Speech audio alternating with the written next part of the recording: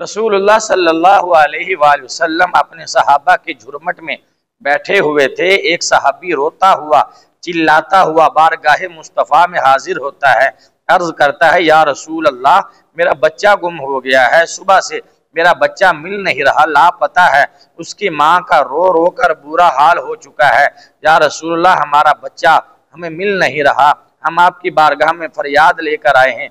रसूलुल्लाह सल्लल्लाहु ताला अलैहि वसल्लम ने अपने तमाम सहाबा से पूछा कि मेरे सहाबा, आप में से किसी ने इसका बच्चा देखा है?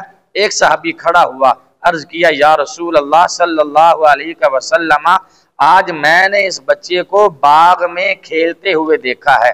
इसका बच्चा दीगर बच्चों के साथ बाग में खेल रहा था, फलां बाग में।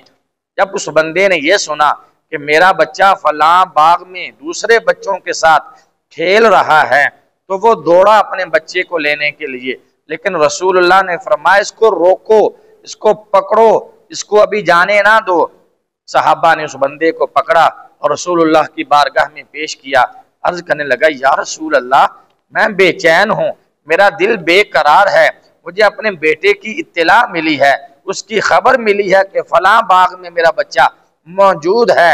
मैं जल्दी से उसको ले जाकर उसकी माँ के सामने, उसकी आंखों के सामने खड़ा करता हूँ, ताकि माँ का बेचैन दिल करार पा जाए, बेकरार दिल को चैन आ जाए, करार आ जाए, उसकी आंखों को ठंडक मिल जाए बच्चे को देखकर, इसलिए मैं दौड़ा हूँ।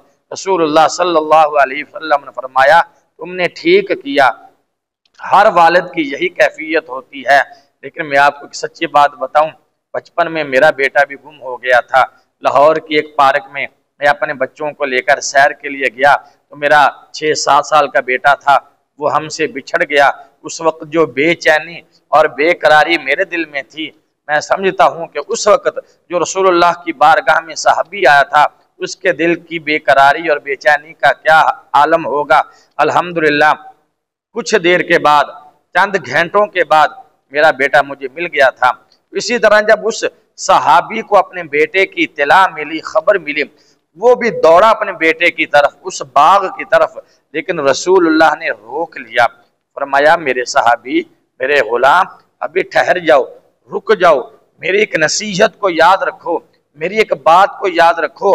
बेशक तुम्हारा बेटा मिल गया है, तुम्हारे बेटे की इत्तला और खबर तुम्हें मिल गई है, यकीनन तुम उस बाग में जा रहे हो अपने बेटे को लेने के लिए।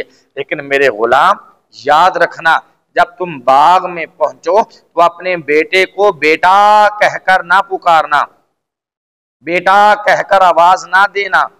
सहाबी और तमाम सहाबा हैरान हो गए, या रसूल अल्लाह, ये क्या माजरा है? उसका बेटा है, वो अपने बेटे को बेटा कहकर नहीं पुकारेगा तो क्या पुकारेगा? तो सहाबी ने भी सवाल किया, या रसूल अल्लाह, मेरा बेटा मेरा लख्ते जिगर है, मैं अपने बेटे को बेटा कहकर ना पुकारूं तो क्या कहकर पुकारूं, किस तरह बुलाऊं?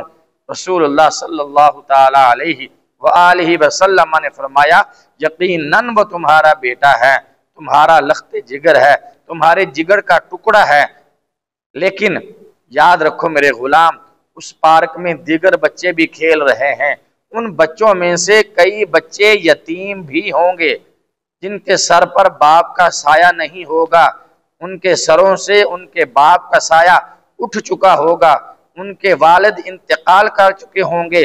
जब तुम अपने बेटे को बेटा कहकर पुकारोगे तो यतीम बच्चे भी मुड़कर देखेंगे, शायद हमारा बाबा आया है, शायद हमारा बाप आया है, शायद हमारा वालिद आया है, शायद हमारे बाप ने, हमारे वालिद ने आवाज दी।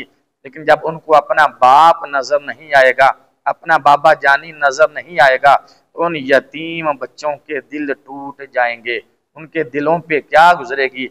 इसलिए मेरे साहबी, तुम अपने बेटे को उसका नाम लेकर पुकारना, बेटा कहकर ना पुकारना, वरना वहां जितने भी यतीम बच्चे खेल रहे होंगे, उन यतीमों का दिल टूट जाएगा।